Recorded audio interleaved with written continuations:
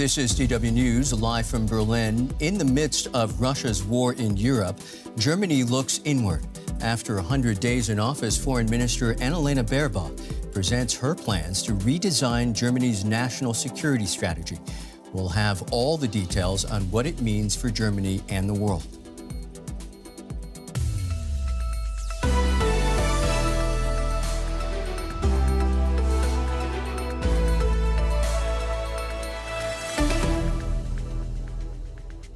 I'm Michael Oku. Thanks so much for joining us. With the war in Ukraine in its fourth week now, German Foreign Minister Annalena Baerbock is due to launch the process of finding a new security strategy for Germany. Baerbock is set to speak at Germany's Foreign Office, from which you're seeing live pictures right now. Russia's invasion of Ukraine has upended policy across Europe.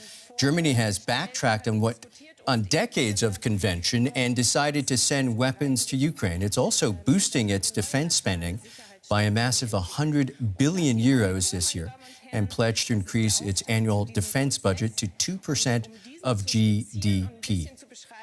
We will dip into that address as soon as Baerbock takes to the podium. But in the meantime, DW Chief International Editor Richard Walker joins me in the studio with his expertise on these issues. And I think we're going to talk to Richard on the back end of this. The German Foreign Minister is now at the podium. Let's listen in live.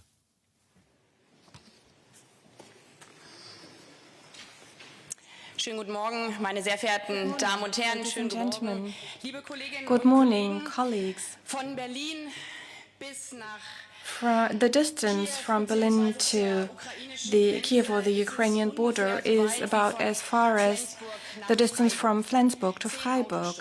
A 10-hour car drive. A 10-hour car drive that you would just drive, and now it is a 10-hour car drive that separates us from war and peace. And I think none of us would have imagined a situation like this. We are witnessing a brutal war of aggression, a 10-hour car drive away from us, in the midst of Europe. It's real, it's close, and it's terrible. When we enshrined the establishment of a national security strategy in our coalition agreement, I think hardly any of us who are gathering here in this room and basically all across the globe could have imagined what is happening right now. The Russian president attacks his neighbor. He violates our peace order in Europe, and he also violates our Charter of the United Nations. Today, our children are asking us at the breakfast table, at the lunch table, and at dinner whether war will come to Germany as well, what nuclear arms actually are. And all across the country, people are taking to the streets. They are protesting for peace and for freedom and for security. And we feel a sense of longing that we haven't felt for a long time. My generation maybe had never felt anything like that, a longing for security. And that is a deeply human feeling, also in the sense of a certain reassurance for what we all stand up for, the security of the freedom of our lives. And this is what our national security strategy is about. The security of the freedom of our lives. This security has three essential elements that are inseparable. Security means, firstly, the inviolability of our lives, the protection from war and violence, from acute, concrete threat. Secondly, security means to protect the freedom of our life. This is also something that we might not have even thought about in the past, the freedom of our lives. What does that mean? What does it mean to live in freedom? We are feeling this when we look to Ukraine right now, the courage of men and women defending their country. In their determination, we see what these people are defending. And in doubt, they are putting their own lives at risk. They are fighting, defending democracy and their right to decide on a life in freedom themselves. The third element is the security of our livelihoods and the basis of our lives. And we are seeing this in a terrible way right now in the cities that are being besieged right now, where war extinguishes livelihoods. There is no security. But also there in all the places, and we know this from across the globe, where the impacts of climate change, hunger and poverty, and also a lack of prosperity for people forces people into conflict and suffering, there is no basis for a life in freedom and security. The security of our lives, our peace and our freedom in a democratic Europe, that is what our national security strategy is about. And we shouldn't look at security from a perspective of the past, but from a future perspective. We want to do this with self-confidence and also in a self-critical manner, despite the difficult situation we find ourselves in right now. We want to engage in this process with the different ministries, with you, dear colleagues from the German Bundestag, from all political parties, and the many national and international partners in a broad and interactive way, in an inclusive way. We are doing this because security policy is more than just the military plus diplomacy. When investments into infrastructure and trade policy is part of our security, that also means that decisions about our security are not only taken at the Foreign Office or the Ministry of Defense, but also in companies, municipalities and universities. For me, this is an inclusive process for our strategy, but it is also the core of what foreign policy means for me and this ministry. It is not only about an exchange between capitals, between ministers. It is also about exchange between people. This is about human security. It is about freedom, the freedom of each and every individual here and across the globe. And that also means that we not only need to build bridges and bring people together, it also means to think out of the box, because life is real. Being pragmatic is important. We shouldn't only stick to legal texts here. And that means for me and on all of us to understand the concerns and perspectives of others, to clearly name dilemmas instead of just brushing over, and be ready to put yourself into the shoes of the other, even if you don't share their positions at all. For our security strategy, it is true that in the light of Russia's massive breach of our peace order, we need to implement the principles that guide us even more clearly into practical politics. Decisive for me are a clear stance, a stronger ability to act, and sharper tools for foreign and security policy. Concerning our stance, Russia's aggressive action clearly shows us that in questions of war and peace, in questions of right and wrong, no country, and also Germany, cannot be neutral. Many things have been written about Germany's history and Germany's responsibility over the last few weeks. And let me be very clear here. Yes, for me, from our history and German guilt for war and genocide results a special responsibility. I feel this. And that is the obligation to stand by those whose lives, whose freedom and whose rights are at stake. Let me quote Desmond Tutu again at this point. If you're neutral in situations of injustice, you have chosen the side of the oppressor. This is true for how we're dealing with Russia. It is also true for how we're dealing with other autocratic dictatorships or regimes that call freedom and democracy and security into question and that breach our international rules.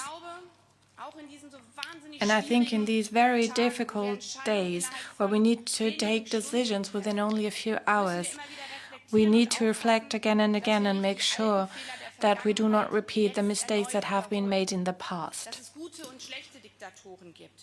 feeling that there were good or bad dictatorships. No, we need to stand up for our values and our stance across the globe. And many of you are here in this room who have been doing this over years and decades. Of course, we also need to talk to authoritarian regimes and those who do not share our position at all. Speaking to others is the core of diplomacy. But what is decisive is that we will not be silenced, that we're not just accept things because we are dependent economically or in terms of energy inputs, but that we take a clear stance, even if it's difficult, even if we look to difficult questions such as oil embargoes right now, taking a clear stance for the security of the freedom of our lives. In order to do that, we need to be able to act. This is my second point. Our strength is international unity. This is how we counter Putin's aggression right now, and we're doing this together. As the EU, we have acted in unison with determination. Even if we are quarreling endlessly about many other things, we have reacted with the harshest sanctions, also as the G7 and as NATO, and together with many other countries across the globe, because Russia's attack on Ukraine is a geopolitical turning point with deep impact on European security. The European Union currently is formulating for the first time an extensive security policy strategy, and the initiative goes back to Germany. This strategic compass that is on the table right now, and of course is being adapted, will and has to reflect the new realities on our continent. At the same time, and this is also reflected in the strategy, in the strategic compass, at the same time, this war shows once more that the security of Europe depends on NATO's collective defense. The strategic compass, therefore, should gear the EU's security and defense policy in a complementary way to NATO and therefore strengthen the European pillar of the transatlantic alliance and expand it. This means that we also need to strengthen the European defense industry, not only in order to do just more, spend more money, but in order to become more effective. The EU alone has six times as many different weapons systems as the US, and we need to overcome this fragmentation. More EU does not mean less in the transatlantic alliance in terms of security policy. Putin's war of aggression clearly illustrates that we need to develop a future vision of collective defense. Our allies demand that we, as Europe's biggest economy, take a leadership role here. NATO will adopt a new strategic concept this summer. The heads of state or government will adopt it at the end of June in Madrid. And we know that today, and we're discussing it right now, that the current or former tripwire logic, establishing minimum presences in the Baltic states and Poland, signaling that an attack on a NATO country would be an attack on everybody, this logic is no longer sufficient. We therefore need to sustainably expand the reinforcements we have undertaken over the last weeks. Our military exercises need to reflect new realities, and we need to factor in that the eastern flank of the alliance is under a new threat. So we need more NATO presences in southeastern European countries. Germany will make a substantial contribution to that in Slovakia. And another thing has been clearly shown by this war. Nuclear deterrence of NATO must remain credible. This is why the federal government has decided to procure F-35 fighter jets. But it is still true, our goal remains a world free of nuclear weapons. And this goal is something we will and want to discuss with our partners in the framework of the Non-Proliferation Treaty, but also as an observer with the member states of the Treaty on the Prohibition of Nuclear Arms. I would like us to have an honest debate about how we can create the preconditions for disarmament steps. And this cannot be done with unilateral demands to our Western allies. Real steps towards disarmament will only happen when all nuclear states undertake credible steps. And also, this is the terrible thing about the current situation. We also know that Putin is doing the exact opposite by threatening others with the use of nuclear arms. But still, it is clear that we are guided by international law. This is a position of strength, and it is clear for us, and the national security strategy will take this up. Disarmament and arms control will remain a central pillar of our security. We need to think disarmament and arms control as a complementary element to deterrence and defense. And that means the ability to fight, to defend oneself in the alliance. This is decisive for our ability to act. For me, the ability to defend oneself means both the ability and the will to defend oneself. And I am aware of the fact that for many people in Germany, many in this room, and I would also not exclude myself from that group, this notion has long been not only an easy term, but I am convinced that our ability to defend ourselves will be decisive for our security for the freedom of our lives. With a special fund for our defense capabilities, we have taken an important step in order to modernize our armed forces faster, providing them with full equipment, and also strengthening our collective defense capabilities. And that's important because it is good that we are up to date when it comes to defending ourselves and not looking at the last century. So questions such as cyber, but also stabilization support are of crucial importance.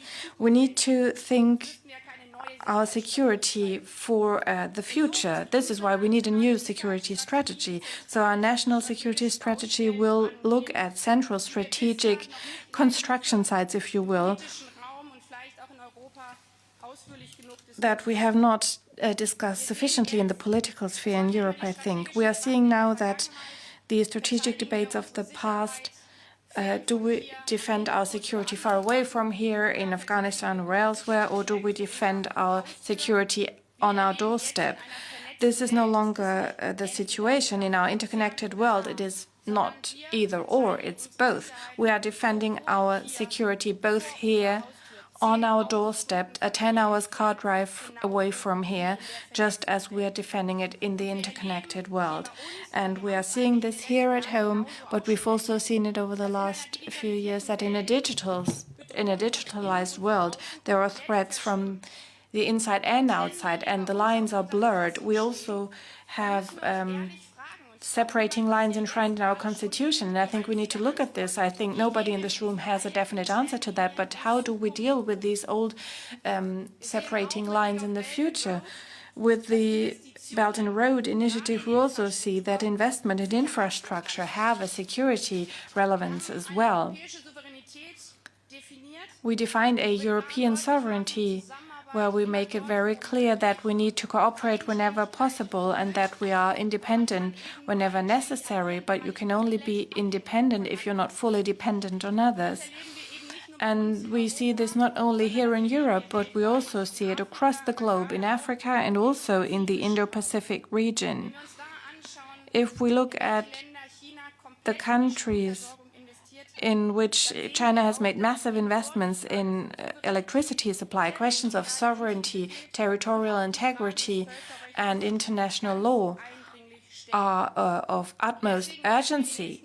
So over the coming months, we will not only develop a new national security strategy, but also a new China strategy. Ladies and gentlemen, being able to act means that we have strong alliances, that we are able to defend ourselves. Being able to act also means not being dependent or blackmailable in one's economic relations and energy import relations. And this is also exacerbated and clearly shown by this war. Many of us here in this room have signaled again and again that energy supply is also a question of security. 8 years ago, almost to this moment, Putin annexed Crimea, breaching international law. And many things that we're discussing today should have been discussed 8 years ago. And some members of the European Parliament are here today. We had discussions in the European Parliament about unbundling and energy security, energy efficiency, energy imports, and this interaction of energy, climate, and economic questions is intense. And we had these discussions. But the tragic thing is we knew it, but then it just crumbled away. And it is not important to look at who knew what in the past. It is important to get it right now. And this is why it is so important that the Federal Ministry of Economics and Energy is doing everything it can at full speed to make us independent from fossil fuel imports, especially coming from Russia, but also not moving into dependency on other countries, but that we develop a sovereignty in terms of energy supply, also knowing that we will also have to import green energy sources. But we need to move away from fossil energy sources and move faster towards efficient, renewable energy sources. This is not only investment in clean energy, it is also investments into our security and our freedom as well. And ladies and gentlemen, let me also highlight that this brings me to the security question of our times, the climate crisis. And not in a competition to the challenges posed by war and peace, but in interaction. This is a huge challenge.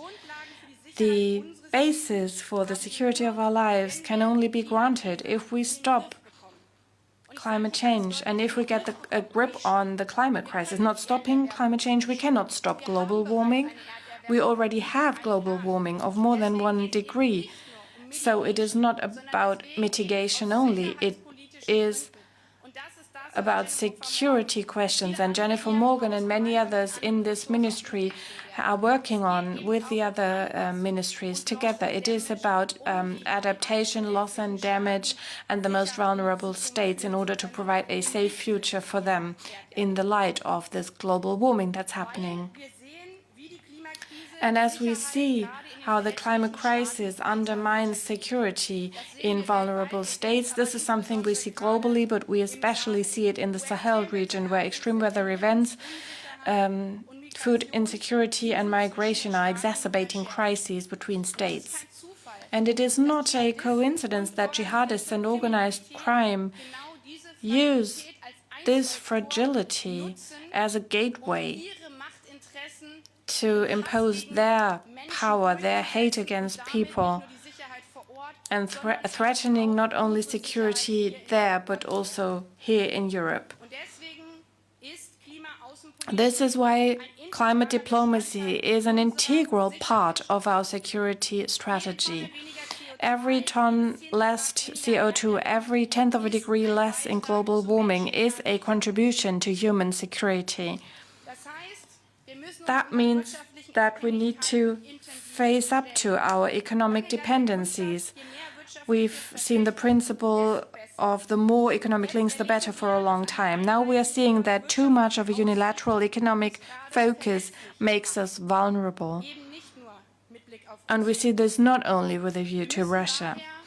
So when we talk about connectivity and dependencies, we need to think these things together. It's not trade policy over there and infrastructure policy here, and then we have also foreign and security policy somewhere. No, all of this needs to go hand in hand. Vulnerability in the 21st century can also mean authoritarian states investing billions of euros in European motorways, streets, electricity grids and ports. This is why we are strengthening together in the federal government and national security strategy. This is why we're strengthening our foreign trade tools. This is the core of our values-driven foreign policy. A values-driven foreign policy means at the same time defending values and interests, also economic interests, because they are intertwined. And that brings me to my third point, our foreign and security policy tools.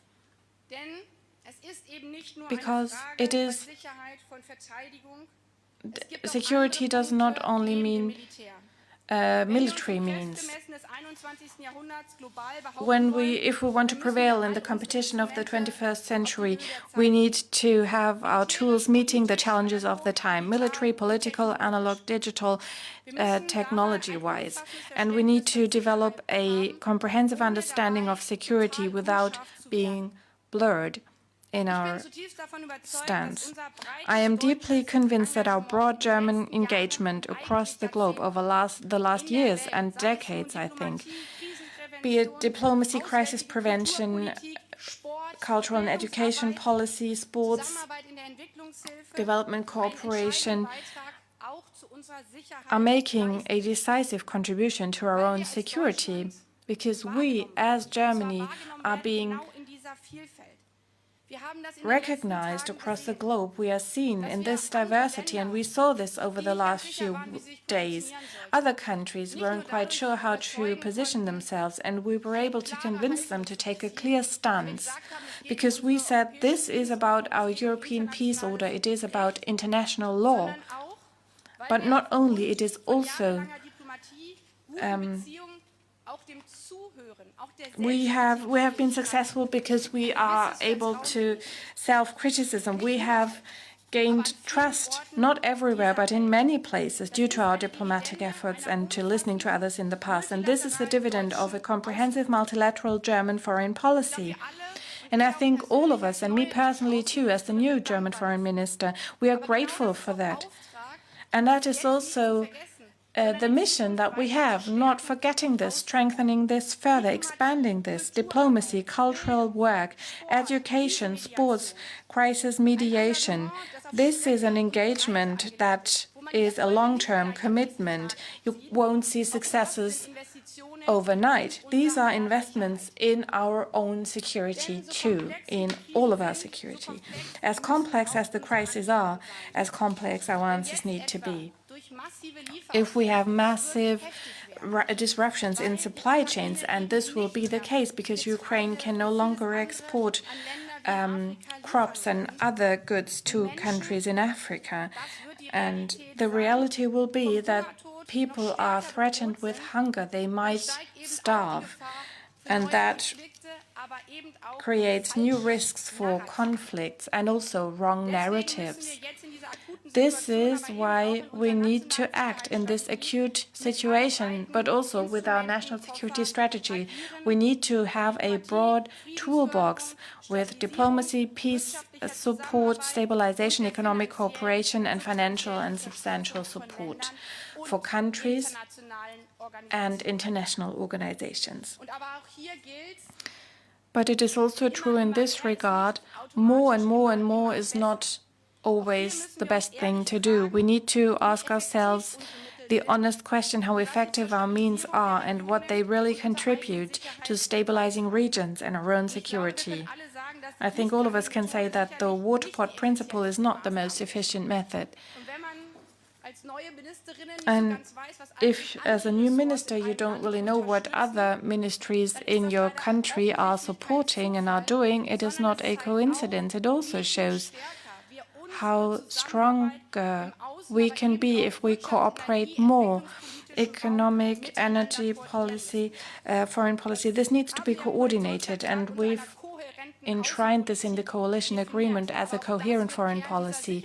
But this will also be at the core of this security strategy. Our financial support must be coordinated. It must not be in competition to one another. Ladies and gentlemen, complex answers are needed for complex questions. I've mentioned this in the beginning. The biggest challenge will certainly be the cyberspace issue, because we are seeing that cyber is an integral part of modern warfare. We are also seeing that conventional warfare that we thought was obsolete is coming back, is being used. But the big challenge is seeing both. Hybrid warfare and cyber warfare adds to the problem, and the spillover effect this can have can be seen, but this is only the tip of the iceberg. We are seeing activists who could exacerbate this conflict where you don't even know who is the actor. Formerly, this could have been an attack on a gas pipeline. Today, we're seeing hacks on hospitals to make it very difficult in six different places in our 16 federal states. Who is responsible? The Bundeswehr, the Federal Criminal Office, or the 6 different federal states? Because we don't know whether this is a coincidence or a concerted attack. These threats show that we not only need strong cyber defense, but part of our work on the national security strategy will also look at the division of labor between the Bundeswehr and national security offices, between the Federation and the Länder. Ladies and gentlemen, Putin's war is breaching international law, and it confronts us with a new reality in terms of security policy. But I also think it is important to understand that not everything is new and different now. We need to have a clear view of what is new and what has been done well in the past and what needs to be continued. It is clear that the missions of our soldiers will not only be automatically thousands of kilometers away from Flensburg or Freiburg. Still, these missions remain important. And in this spirit, we will redefine our security policy. And as I said in the beginning, I think because this is such a big challenge, we can be self-confident in starting this process. Because we acted in unison to Putin's war with our partners as liberal democracies, with partners who share our values, and just as we do, stand up for these values. Not the Western countries alone, but an alliance of liberal democracies across the globe that stand up for international law, democracy, and a rules-based international order. If we want to prove that the liberal idea is stronger than authoritarian regimes, we need to translate our principles even more effective into practical politics by having a clear stance, by acting with determination, and by using tools that are agile, effective, and up-to-date. We will be sober-minded and pragmatic in this approach. We will not work with black and white patterns, but we will have courage to gauge different positions and engage in discussions. And we have a clear value compass in our hands for the security of the freedom of our lives, for our peace and the future of our children in a joint democratic Europe. Thank you very much.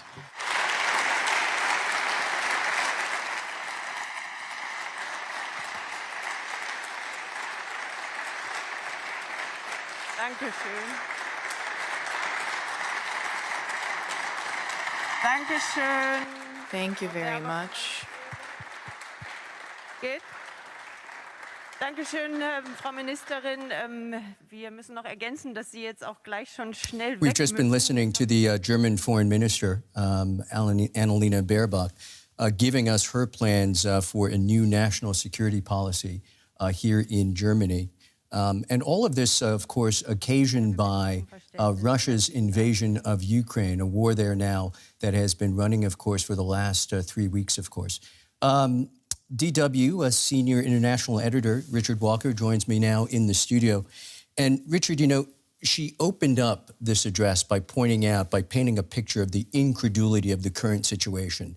Kids in the kitchen at breakfast talking about the fact that they may not be safe, protests on the streets, and also the fact that this war is raging not more than a 10-hour car drive from Berlin. That's right. I mean, there is a strong sense of, I think incredulity is a good word, Michael, in Germany and also in the kind of political class in Germany, that this war took place, on the scale that it's taking place, and that it is so close to home. The way she described it, it was like a car drive from the tip to the toe of Germany, from Flensburg in the north to Freiburg in the south. And we should stress, though, that what she's announcing here, this program to develop a national security strategy, something that Germany has never had in a formalized sense. A document like this has never been put together. That this was already something that the new government planned to do when it put together its coalition agreement just at the very end of last year. So before this war broke out. And she even said that when we came up with this idea, none of us could have guessed that this was happening. But of course, the war now taking place on Germany's doorstep, on Europe's doorstep, as a new urgency, and of course, kind of ran like a thread through the speech that we just heard there. And essentially, I would say that the message that I took away from Annalena Baerbock there is that this has to be an end to Germany's complacency in terms of foreign policy, in terms of strategy, in terms of security policy. That Germany, I mean, the very fact that it has never had a formalized national security strategy in itself a sign of a certain complacency. And that Germany had rested for too long on certain ideas, such as, well, one is encapsulated in the German expression Wandel durch Handel, which means change through trade, which is the idea that by engaging and trading and doing business with governments that one might find problematic, whether it's Russia or China or others, that you can bring about change to those governments, and that you can bring around benign change to those societies. This is an idea that has driven a lot of German foreign policy over the years.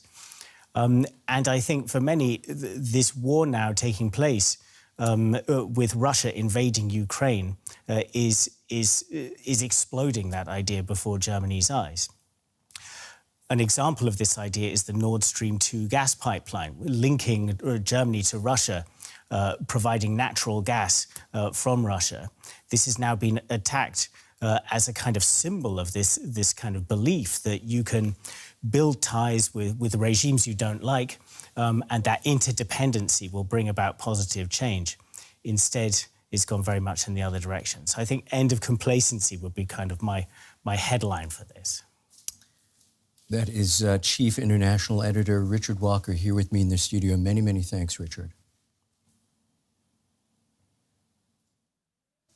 Ukraine says Russian forces have attacked the area around the airport in the city of Lviv. The extent of the destruction is unclear at this point, but the city's mayor says Russian missiles hit the aircraft maintenance plant there, not the airport itself. Up until now, Lviv has been largely spared from major attacks.